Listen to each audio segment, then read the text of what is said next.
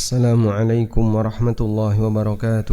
Waalaikumsalam warahmatullahi wabarakatuh. Alhamdulillah wassalatu wassalamu ala Rasulillah wa ala alihi wa sahbihi wa mawalah. Wa ashhadu an la ilaha illallah wahdahu la syarika lah. Wa ashhadu anna Muhammadan abduhu wa rasuluh sallallahu alaihi wa ala alihi wa sahbihi wa man tabi'al huda ila yaumil qiyamah. Alhamdulillah, puji syukur kita haturkan kehadirat Allah Subhanahu wa taala. Pagi ini kembali kita lanjutkan kajian rutin dengan membaca kitab Riyadhus Shalihin, dan insyaallah kita memasuki bab yang baru yang diberi judul oleh penulis dengan pernyataan babun taghlidhu uqubati man amara bima'rufin aw naha 'an munkarin wa khalafa qawlahu fi'luhu. Bab hukuman berat bagi orang yang melakukan amar ma'ruf atau nahi mungkar sementara perbuatannya tidak sejalan dengan ucapannya. Sekarang kita baca beberapa dalil dari Al-Quran yang dibawakan oleh Imam An-Nawawi. Qala Allah Ta'ala berfirman, Ata'muruna an-nasa bil birri wa tansawna anfusakum. Apakah kalian akan memerintahkan manusia untuk berbuat baik, wa tansawna anfusakum, sementara kalian melupakan diri kalian sendiri. Wa antum tatlunal kitab, dan kalian membaca Alkitab. Afala ta'qilun, apakah kalian tidak berpikir? Ayat ini berbicara tentang siapa? Ata'murunan nasa bil birri wa tansawna anfusakum. Ayat ini berbicara tentang siapa? Tentang tokoh Yahudi. Tokoh Yahudi, mereka mengajak masyarakat untuk kembali kepada Taurat, tapi mereka sendiri tidak melakukan perbuatan yang sejalan dengan Taurat. Bahkan mereka adalah orang yang paling ingkar Taurat. Maka ada pernyataan, sebelum Nabi Muhammad sallallahu alaihi wasallam diutus,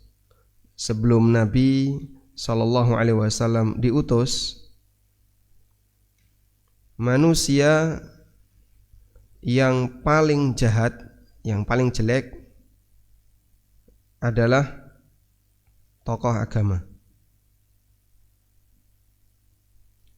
Setelah Nabi SAW diutus,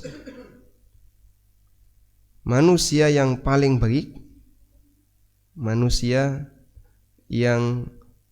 baik, adalah tokoh agama. Jadi berkebalikan. Sebelum beliau diutus, pendeta Yahudi, pendeta-pendeta ahli kitab, tokoh agama di kalangan musyrikin, di kalangan majusi, itu paling jahat. Mereka lah sumber kesesatan, dan yang paling banyak mengajak manusia menyimpang. Di saat yang sama mereka orang yang paling doyan uang dan dunia. Setelah Nabi SAW diutus, ulamanya adalah generasi terbaik yang disebut oleh Nabi SAW sebagai warathatul anbiya, sebagai ahli warisnya para nabi. Namun tentu saja adalah ulama yang komitmen dengan kebenaran, sinkron apa yang disampaikan dengan apa yang dijalani, sehingga dia seperti yang dinyatakan oleh Nabi SAW, innamal ulama warathatul anbiya. Nabi SAW mengatakan, al-ulama'u warathatul anbiya, bahwasanya para ulama adalah ahli warisnya para nabi. Kenapa mereka disebut sebagai ahli warisnya para nabi? Karena mereka yang mendapatkan ilmu dari para nabi melalui proses belajar, dan mereka komitmen dengan ilmu itu sehingga mereka perwujudan penerus dari sunnah-sunnah Nabi SAW di masyarakat. Baik, sehingga kalau ada ulama, ada tokoh agama yang dia tahu kebenaran tapi malah mengajak orang untuk menyimpang dari kebenaran, kondisinya mirip seperti pendeta Yahudi yang disebut oleh Allah Subhanahu wa taala, "Atamuruna an-nasa bil birri wa tansawna anfusakum wa antum tatlunal kitab?" Apakah kau mengajak manusia untuk berbuat baik sementara kalian melupakan diri kalian sendiri, padahal kalian membaca Alkitab? Alkitab di sini Taurat. Kau mengakui, sebagian di antara mereka bahkan mengakui Nabi Muhammad SAW benar, tapi nggak mau ikut. Ya, mungkin kalau di zaman sekarang mirip seperti orang agnostik yang dia mengakui kebenaran agama tapi tidak mau mengikuti agama. Nah, selanjutnya ayat berikutnya Allah Subhanahu wa taala berfirman di surat As-Saff, "Ya ayyuhalladzina amanu lima taquluna ma la taf'alun kabura maqtan 'indallahi an taqulu ma la taf'alun." Wahai orang yang beriman, mengapa kalian mengucapkan apa yang tidak kalian kerjakan? Kabura maqtan indallah, sungguh besar kemurkaan Allah, an taqulu ma la taf'alun, ketika kalian mengucapkan apa yang tidak kalian kerjakan. Kita coba lihat tafsir Ibnu Katsir. Sekarang kita berada di surat As-Saff ayat yang kedua. Ini tafsir Ibnu Katsir ya. Saya pilihkan tafsir Ibnu Katsir. Wa qauluhu, tentang firman Allah, "Ya ayyuhalladzina amanu lima taquluna ma la taf'alun." Ingkarun ala man ya'idu iddatan. Ini adalah pengingkaran bagi orang yang menjanjikan sesuatu, au yaqulu qaulan, atau dia mengucapkan sesuatu la yafi bihi, tapi tidak dia penuhi. Walihada istadalla bihadil ayah al-karimah. Karena itu berdasarkan ayat yang mulia ini, sebagian ulama berdalil, man dhahaba ila ulama salaf, di antara para ulama salaf mereka mengatakan annahu yajibul wafa'u bil ahdi mutlaqan. Semua janji itu wajib ditepati secara mutlak, semuanya. Baik janji itu berkonsekuensi mengandung kerugian bagi yang dijanjikan atau tidak mengandung kerugian bagi yang dijanjikan. Ada janji yang mengandung kerugian jika tidak dipenuhi. Misalnya, saya minta kepada Bapak, siapapun memberi saya uang 100.000, saya janjikan berangkat umroh misalnya. Ternyata saya tidak penuhi, maka Anda rugi berapa? 100.000. Itu namanya tarattaba alaihi ghurmun lil mau'ud, janji yang berkonsekuensi merugikan orang yang dijanjikan jika tidak dipenuhi. Ada janji yang tidak berkonsekuensi merugikan. Saya bilang, Kamis depan Bapak Ibu akan saya kasih uang 1 juta. Kamis depan saya nggak ngasih apapun, rugi nggak? Anda rugi nggak ketika nggak dikasih? Tidak. Kenapa? Karena Anda walaupun tidak dikasih duit tetap datang. Sehingga ketika Anda tetap hadir dalam forum ini, ada uang tidak ada uang, Anda tidak akan rugi. Nah, menurut sebagian ulama mengatakan semua janji wajib ditepati, karena Allah Subhanahu wa taala mengatakan, "Ya ayyuhalladzina amanu lima taquluna ma la taf'alun kabura maqtan indallahi an taqulu ma la taf'alun." Wahtajju aidan, mereka juga berdalil dengan hadis Nabi SAW yang disebutkan dalam Sahih Bukhari Muslim. Rasulullah SAW bersabda, "Ayatul munafiqi thalathun." Tanda munafik ada 3. Idza hadatsa kadzaba wa idza wa'ada akhlafa wa idza tumina khana. Kalau bicara dia berdusta, kalau berjanji dia mengingkari, dan kalau diberi amanah dia khianat. Dan dalam hadis yang lain yang juga statusnya hadis sahih, Rasulullah SAW menyebutkan, arba'un man kunna fihi kana munafiqan khalisan. Ada 4 ciri, siapa yang memilikinya berarti dia munafik murni. Wa man kanat fihi wahidatan, dan siapa yang memiliki salah satu di antara ciri itu, kanat fihi khaslat hatta yada'aha, berarti dia punya penyakit kemunafikan sampai dia tinggalkan. 4 kriteria, siapa yang memilikinya dia munafik murni, munafikun khalis, munafik 100%. Tapi kalau salah satu, salah 2 dia miliki, berarti dia punya penyakit kemunafikan sampai dia tinggalkan. Lalu Nabi SAW menyebutkan 3 seperti yang tadi kita baca. Apa saja? Kalau bicara berdusta, berjanji suka mengingkari, diberi amanah berkhianat, satu lagi, wa idza khasama fajara. Kalau dia debat, dia curang. Kalau dia sengketa, dia curang. Sehingga mungkin dia sengketa dalam urusan harta, mungkin dia sengketa dalam urusan perdebatan ilmiah atau apa, kemudian dia curang, membuat data yang palsu atau menyampaikan persaksian palsu. Ini ciri munafik. Selanjutnya, kabura maqtan 'indallahi an taqulu ma la taf'alun. Kata Ibnu Katsir, walihadza akkadallahu ta'ala hadzal inkar 'alaihim. Karena itu Allah Subhanahu wa taala memberikan penekanan pengingkaran kepada mereka. Kabura maqtan, besar kemurkaan, indallah, di sisi Allah, an taqulu ma la taf'alun, ketika kalian berbicara apa yang tidak kalian kerjakan. Kemudian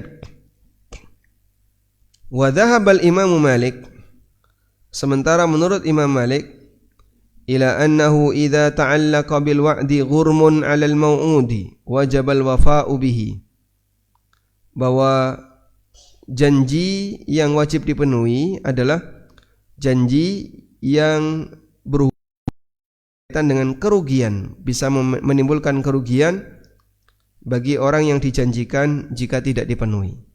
Barulah ketika itu wajib dipenuhi. Kama qala ghairuhu, sebagaimana seseorang mengatakan kepada yang lain, tazawwaj walaka ala kulli yaumin kadza. Kamu harus nikah. Kalau kamu berani nikah, nanti tiap hari saya kasih kamu sekian. Fatazawwaja, kemudian orang ini nikah. Wajaba alaihi ayyutiyahu ma dama kadzalik. Maka orang ini wajib untuk memberikan sesuai yang dijanjikan selama pernikahannya berlangsung. Li'annahu ta'allaqa bihi haqqun adamiyun, kan ini berkaitan dengan hak Bani Adam. Wa huwa mabniyun 'alal mudayaqah, dan hak Bani Adam itu dibangun di atas prinsip pelit. Sehingga kalau kamu sudah janjikan dan jika tidak dipenuhi itu akan merugikan, maka wajib dipenuhi. Wa dhahabal jumhur, sementara menurut mayoritas ulama, ila annahu la yajibu mutlaqan, janji itu tidak wajib dipenuhi secara mutlak. Wa hamalul ayata ala annaha nazalat hina tamannau faridatal jihad. Namun ayat ini turun berkaitan dengan orang yang berharap diwajibkan jihad. Falamma furida nakala anhu ba'duhum, ketika jihad diwajibkan sebagian mengingkari. Aku dulu enggak ngomong kayak gitu kok, aku dulu enggak bilang seperti itu.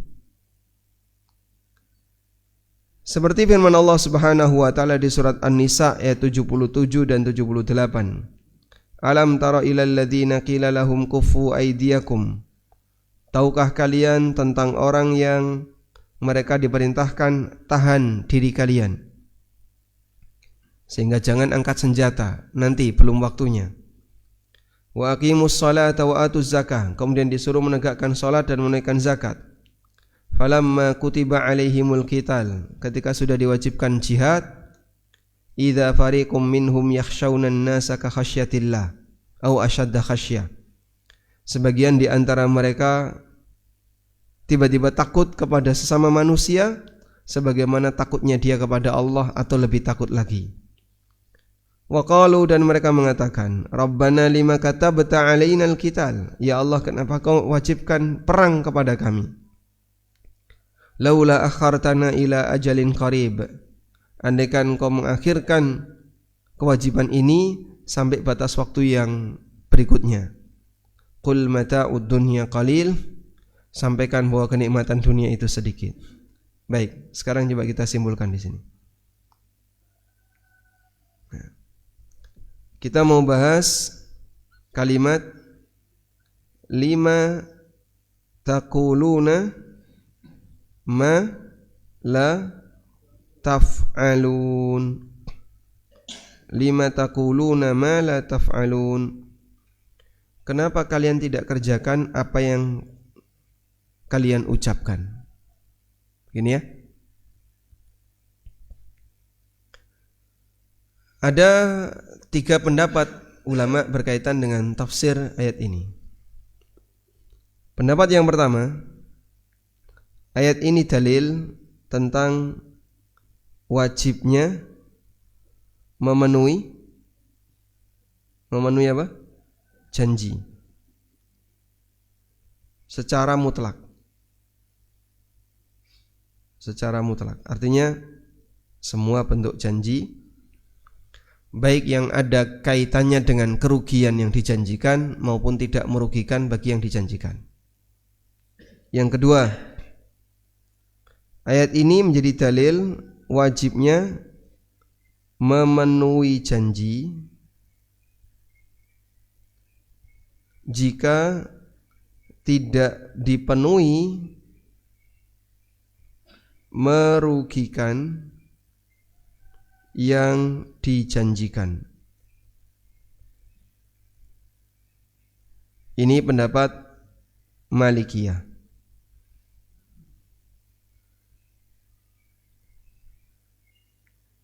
Yang ketiga,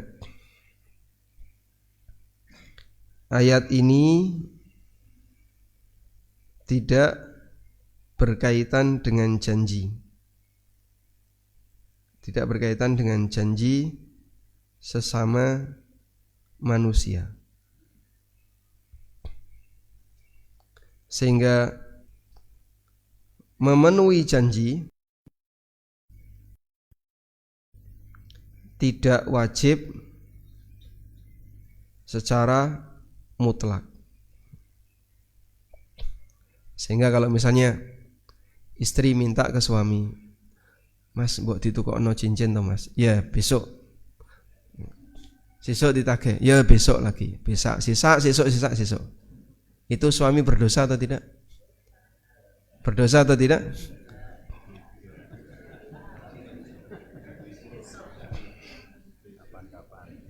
Ini pendapat jumhur. Jadi menurut pendapat jumhur tidak berdosa. Maka suami yang suka obral janji kepada istrinya tapi tidak dipenuhi, menurut pendapat jumhur tidak apa-apa. Catat. Sudah. Serius ini ya.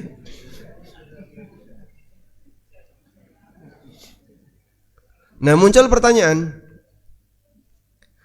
lalu bagaimana dengan tanda orang munafik yang dikatakan Nabi sallallahu alaihi wasallam, wa idza wa'ada akhlafa? Kalau orang berjanji dia suka mengingkari, dan ini diantara ciri munafik. Ya. Hadis tentang ciri munafik ini seperti yang dijelaskan oleh Ibnu Rajab dalam Jami'ul Ulum wal Hikam. Wa idza wa'ada akhlafa.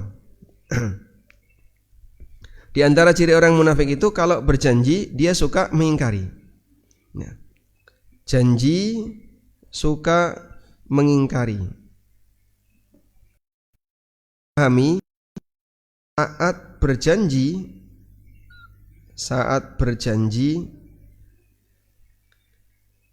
ada niat tidak memenuhi. Nah, dipahami seperti ini. Jadi wa idza wa'ada akhlafa, saat yang bersangkutan berjanji, dia berniat untuk tidak memenuhi. Dalam kondisi itulah orang ini terhitung memiliki ciri munafik. Sehingga kalau suami bilang besok ya tak belikan, besok tak belikan, tapi dalam hatinya ada niat untuk tidak membelikan, berarti dalam hati suami menyimpan kemunafikan. Tapi kan istri nggak tahu, Pak. Iya, istri nggak tahu. Nah, banyak orang yang terkadang mempertanyakan seperti ini. Dulu suami saya, Pak, pernah bilang mau ngasih cincin. Sekarang dia sudah di kuburan. Sudah mati maksudnya. Apakah itu jadi utang?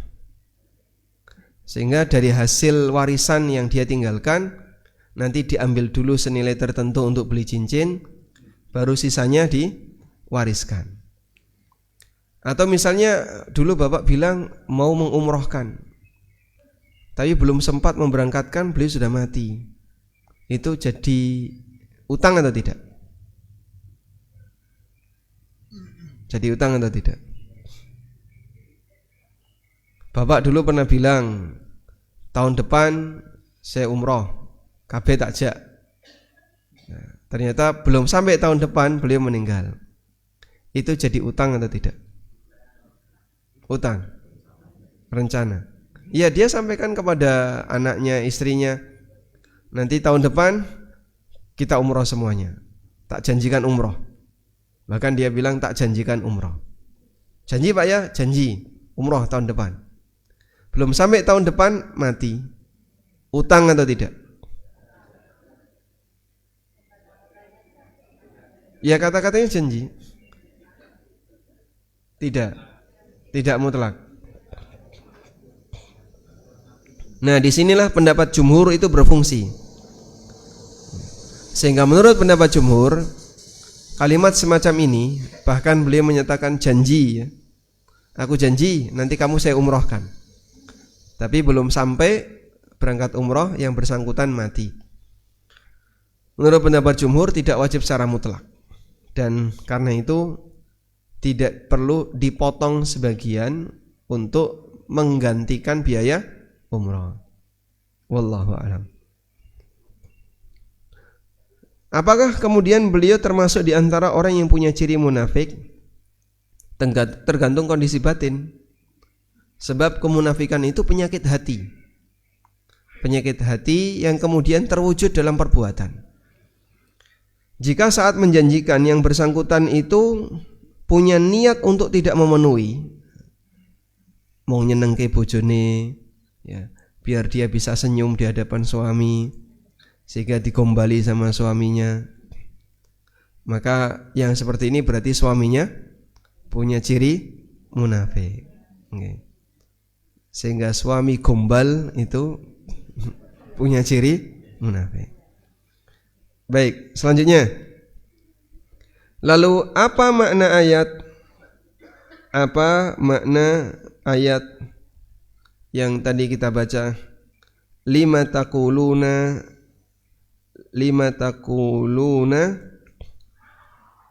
ma la taf'alun. Kenapa kalian tidak mengerjakan apa yang kalian ucapkan? Makna ayat ini menurut jumhur ulama adalah ini berkaitan dengan orang yang berharap ada syariat jihad, berharap ada syariat jihad sebelum jihad diwajibkan. Sehingga sebelum jihad diwajibkan, kapan jihad? Ayo kita angkat senjata, harus kita lawan. Begitu jihad diwajibkan, ngelokro, mundur. Sampai mereka mengatakan, lima kata benta alainal qital. Ya Allah, kenapa kau wajibkan kepada kami berperang? Laula akhartana ila ajalin qarib. Kenapa enggak ditunda nanti saja? Aku belum waktunya untuk perang. Dan aneka alasan. Sehingga orang ini dikatakan oleh Allah la taf'alun. Wahai orang yang beriman, kenapa kau mengucapkan apa yang tidak kalian kerjakan? Dan di sini Allah Subhanahu wa taala mengatakan, ya ayyuhalladzina amanu, wahai orang yang beriman. Berarti yang bersangkutan punya iman. Ini orang mukmin di masa Nabi SAW. Dia punya iman dalam hatinya, tapi dia terkadang melakukan perbuatan yang tidak sejalan dengan apa yang dia ucapkan.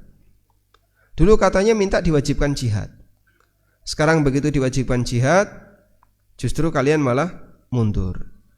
Kabura maqtan indallahi an taqulu ma la taf'alun. Sungguh besar kemurkaan di sisi Allah ketika kalian tidak mengerjakan apa yang kalian ucapkan. Baik. Selanjutnya di sini kita bacakan. Wa qala ta'ala, dan Allah Ta'ala berfirman, yaqulul ladzina amanu laula nuzzilat suratun fa idza unzilat suratun muhkamatun wa dzukira fiha al-qitalu ra'aital ladzina fi qulubihim maradun yanzuruna ilaika nadharal maghsyiyyi 'alaihi minal maut. Berkata orang-orang yang beriman, kenapa tidak diturunkan surat yang isinya jihad? Ketika diturunkan surat muhkamah yang sudah jelas, wa dzukira fihal qital, dan di dalamnya ada perintah untuk perang, ra'aital ladzina fi qulubihim marad, kau lihat manusia yang di hatinya punya penyakit, yanzuruna ilaika nadharal maghsyiyyi 'alaihi minal maut, melihat ke arahmu karena takut mati. Ya. Sehingga orang seperti inilah yang dimaksudkan dalam ayat kabura maqtan indallahi an taqulu ma la taf'alun. Sungguh besar di sisi Allah dosa kalian ketika kalian mengucapkan apa yang tidak kalian ucapkan, apa yang tidak kalian kerjakan. Di sinilah kita bisa menyimpulkan beda ucapan dengan perbuatan. Beda ucapan dengan perbuatan. Itu ada 3 kasus. 1, janji tapi tidak dipenuhi. Janji tapi tidak dipenuhi. Yang kedua,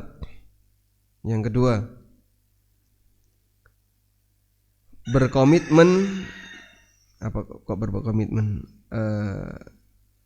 Berharap diberi syariat, tapi saat diberi tidak mau melaksanakan.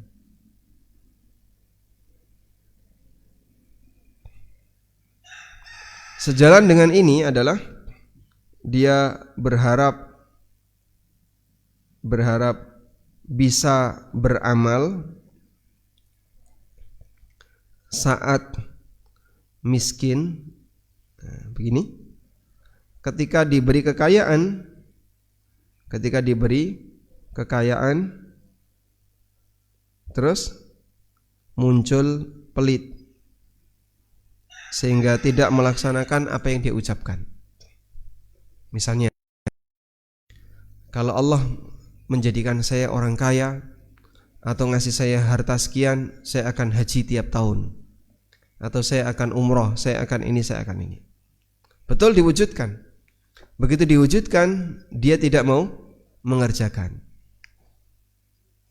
Sehingga dia mengharapkan bisa melaksanakan ibadah tertentu yang itu berkaitan dengan kemampuan seseorang, dan dia ngomong seperti itu sebelum punya kemampuan. Begitu diberi kemampuan, dia nggak mau melakukannya. Dan ini termasuk di antara sifat orang munafik seperti yang Allah sebutkan di surat At-Taubah. Allah Subhanahu wa taala menyebutkan di surat At-Taubah ayat 77. Di ayat 75 Allah bercerita, "Wa minhum man ahadallah." la in atana min fadlihi lanasaddaqanna wa lanakunanna minas salihin. Di antara mereka ada yang berjanji di hadapan Allah, kalau Allah memberikan kepada kami harta, kami akan rajin sedekah dan kami akan jadi orang soleh. Falamma atahum min fadlihi bakhilu bihi wa tawallaw wa hum muridun. Ketika Allah adanya karunia-Nya, hartanya, bakhilu bihi, dia pun muncul sifat bakhil, wa tawallaw wa hum muridun, dan dia berpaling melupakan apa yang kemarin dia ucapkan. Fa'aqabahum nifaqan fi qulubihim. Maka Allah menghukum mereka dengan Allah sematkan sifat kemunafikan di hati mereka. Ila yaumi yalqaunahu, sampai pada hari mereka ketemu Allah. Sampai hari mereka ketemu Allah itu sampai kapan? Kiamat. Artinya sampai mati. Allah jadikan dia orang munafik sampai mati. Bima akhlafullaha ma wa'aduhu, disebabkan karena dia menyalahi janji di hadapan Allah Ta'ala. Wa bima kanu yakdzibun, dan disebabkan karena mereka berdusta. Nah, di sini dipahami bahwa beda antara ucapan dan perbuatan. Untuk jenis yang kedua adalah dia berharap diberi syariat, tapi saat diberi tidak mau melaksanakan, atau berharap bisa beramal saat miskin, begitu diberi kekayaan muncul pelit. Ya, dan banyak kasus seperti ini. Kalau saya kaya, saya akan ini. Begitu diberi kekayaan, melengos. Kalau saya punya kemampuan, saya akan ini, saya akan wakaf, saya akan ini. Begitu diberi kemampuan, belenjani, melupakan apa yang dijanjikan. Yang ketiga, kasus ketiga. Untuk kasus yang ketiga, beda ucapan dengan perbuatan adalah mengajak orang untuk berbuat baik, tapi dia melupakan dirinya, sehingga tidak ikut mengamalkannya. Ya, ini seperti calo bis dia. Misalnya dia bilang Solo, penumpangnya kon numpak, dia ditinggal. Sehingga ngajak-ngajak orang, ayo A, ayo B, dia sendiri tidak mau melakukannya. Baik. Sehingga ada 3 kasus berkaitan dengan beda ucapan dan perbuatan.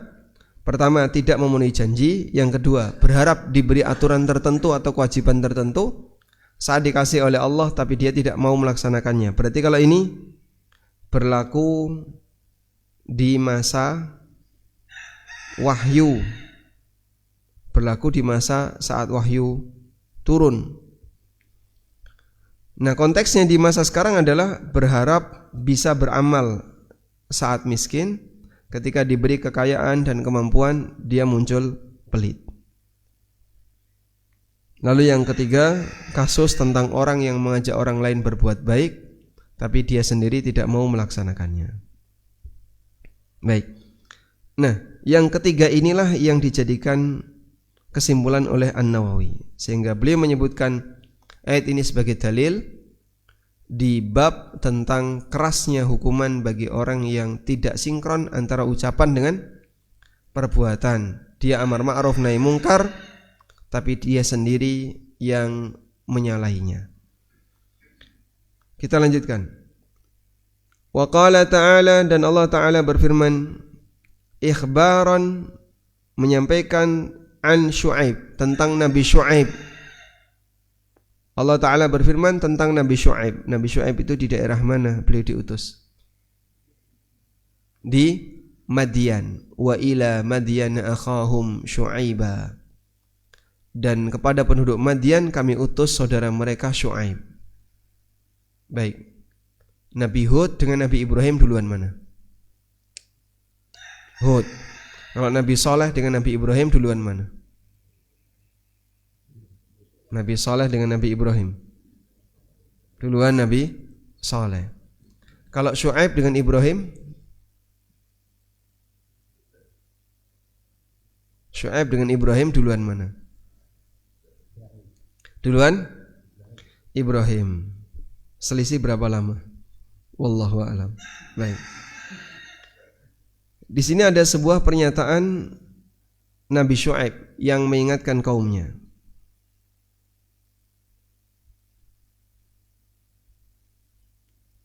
Di surat Hud, Allah Subhanahu wa taala bercerita tentang dakwahnya Syuaib. Wa ya qaumi la yajrimannakum shiqaqi ayyusibakum mithlu ma asaba qauma Nuhin au qauma Hudin au qauma Saleh. Wahai kaumku, jangan sampai kedurhakaan kalian kepadaku menyebabkan kalian akan tertimpa siksa sebagaimana yang menimpa kaum Nuh, yang menimpa kaum Hud, maupun yang menimpa kaum Saleh. Wa ma qaumu Lutin minkum biba'id, dan kaum Lut tidak jauh dari kalian. Kaum Lut tidak jauh dari kalian. Tidak jauh apanya? Tidak jauh waktu atau tidak jauh tempatnya? Tidak jauh. Nah, di situ ada perbedaan pendapat. Tapi ini semua menunjukkan bahwasanya Syuaib setelah Lut, dan Lut sezaman dengan Ibrahim, karena Lut bertemu dengan Nabi Ibrahim. Maka peristiwa kaum Syuaib, kaum Madian yang dibinasakan oleh Allah Subhanahu wa taala itu tidak jauh dari Lut, dan ada yang mengatakan tidak jauh dari sisi tempat dan tidak jauh dari sisi waktu. Nah, tidak jauh dari sisi tempat, di Yordan itu ada kuburan Nabi Syuaib. Gede kuburannya ya. Mungkin seukuran pemisah ini, pemisah tabir putra-putri ini. Gede. Ya, panjangnya tidak begitu panjang. Kalau yang panjang sekali itu Nabi Yusha. Seukuran mimbar inilah, kotak gede. Tapi enggak panjang. Dan itu namanya daerah Aikah. Maka mereka disebut Ashabul Aikah. Dan itulah daerah Madian yang tidak jauh dengan Laut Mati. Nah, katanya Laut Mati itu adalah tempatnya kaum Sodom yang dulu buminya dijungkir oleh Allah Ta'ala sehingga sampai ambles, sehingga Laut Mati di bawah permukaan laut. Laut Mati kan di bawah permukaan laut, tempat yang paling panas di bumi. Wallahu a'lam apakah itu benar atau tidak.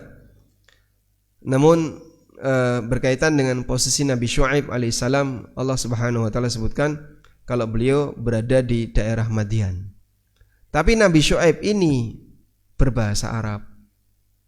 Sebagaimana Rasulullah SAW menyebutkan ada 4 nabi yang berbahasa Arab. Siapa saja? Hud, Saleh, Syuaibun, wa nabiyyuka hadza ya Aba Dzarrin. Abu Dzar tanya kepada Nabi SAW, berapa jumlah para nabi? Sekian orang. Dan 4 di antara mereka orang Arab, Hud, Saleh, Syuaib, dan nabimu, yaitu Nabi Muhammad SAW. Sehingga nabi yang selain Arab jauh lebih banyak. Yang Arab cuma 4. Maka jangan ada komentar kok ke Arab-Araban ya. Kenapa Allah terlalu pro dengan orang Arab? Nabinya Arab semua. Ini salah paham. Nabi Ibrahim bukan Arab. Baik. Nah, di antara pesan yang disampaikan oleh Syuaib kepada kaumnya, beliau mengatakan, "Wa ma uridu an ukhalifakum ila ma anhaakum anhu." Aku tidak ingin menyalahi apa yang aku larang kepada kalian. Aku melarang kalian berbuat A, aku melarang kalian berbuat B. Bukan berarti kalau di belakang sini aku melanggar. Aku tidak ingin menyalahi apa yang telah aku larang kepada kalian. Sehingga beliau menyatakan komitmen beliau di hadapan masyarakatnya, kalau beliau adalah orang yang sejalan antara amar ma'ruf nahi mungkar dengan perbuatannya. Demikian idealnya dakwahnya seorang dai. Sehingga dia berani ngomong apa, maka seharusnya dialah orang yang pertama kali mengerjakannya. Baik. Namun begini, dakwah ajak-ajak itu amal. Dakwah itu amal, gitu ya. Kemudian mengerjakan ibadah juga amal. Pertanyaannya, apakah amal dakwah menjadi batal gara-gara dia tidak mengerjakan ibadah yang dia ajarkan? Batal atau tidak? Tidak.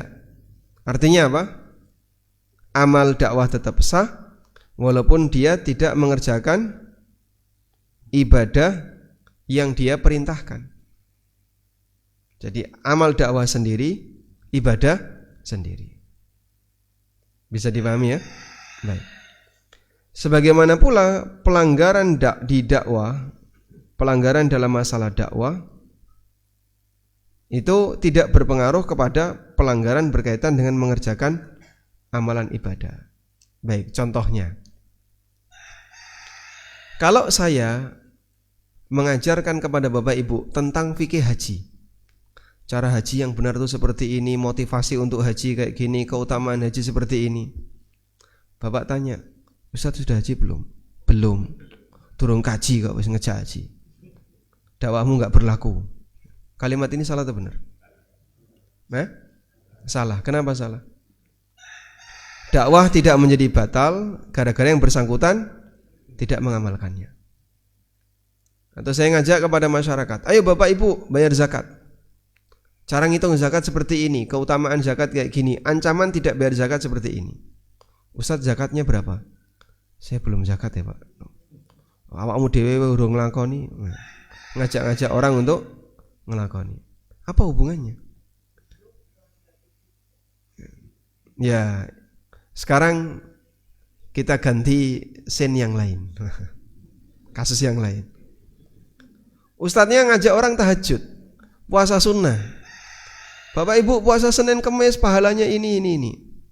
Disodori teh pas hari Kemis pagi.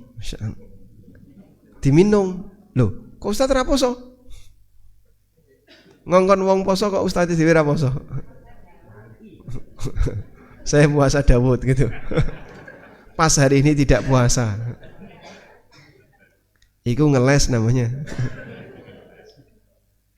Baik. Apakah ajakannya jadi batal gara-gara yang bersangkutan tidak mengamalkan? Tidak. Ya, saya mengajak itu dakwah sendiri ya. Anda mengajak orang lain itu dakwah. Tapi di saat yang sama ketika Anda tidak mengerjakan, amal dakwah tadi tidak menjadi batal. Baik. Sebaliknya, misalnya ada orang yang melakukan pelanggaran dalam masalah dakwah, misalnya dia ngajak orang untuk jelek, Pak.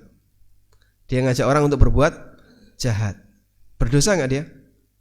Berdosa. Misalnya ngajak orang, wes sampean rasa sholat, wes rasa poso, tapi dia sendiri sholat dan puasa. Dia sendiri sholat dan dia puasa, tapi dia ngajari yang lain nggak usah sholat, nggak usah puasa. Baik. Ketika dia sholat dan dia puasa, sholat dan puasanya ibadah tersendiri. Pertanyaannya, apakah sholat dan puasa ini menghapus dosa dia ketika ngajak orang lain untuk bermaksiat? Tidak.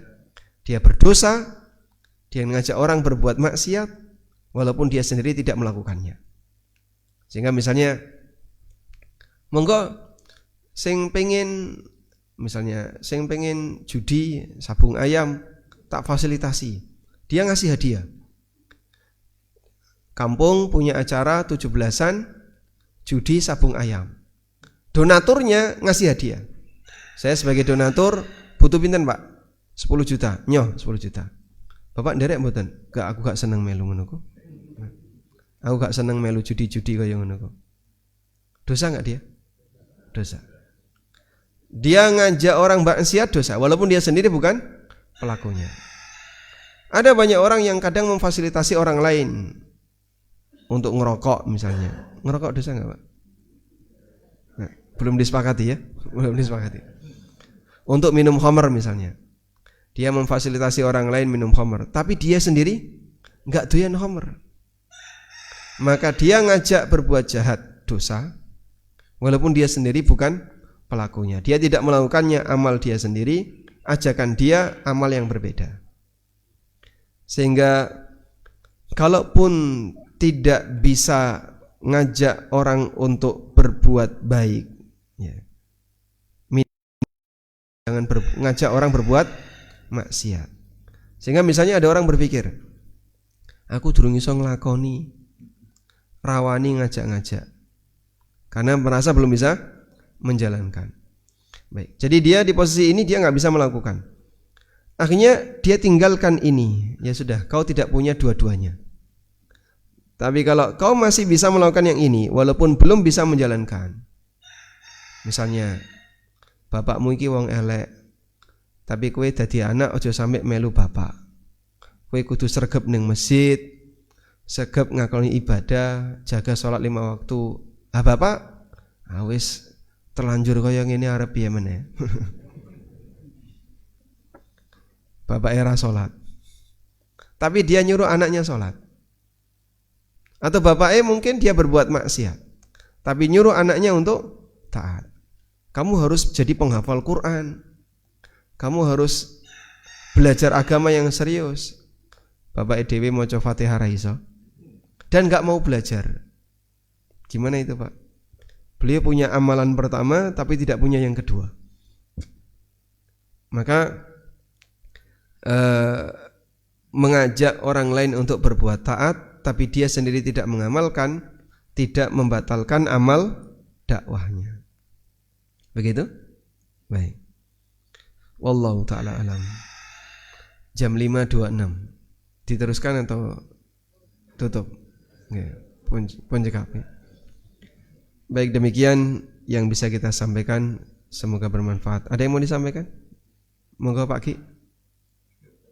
Sampun. Wassallallahu ala nabiyyina Muhammadin wa ala alihi wa sahbihi wasallam. Wa akhiru da'wana anil hamdulillahi rabbil alamin. Wassalamu alaikum warahmatullahi wabarakatuh.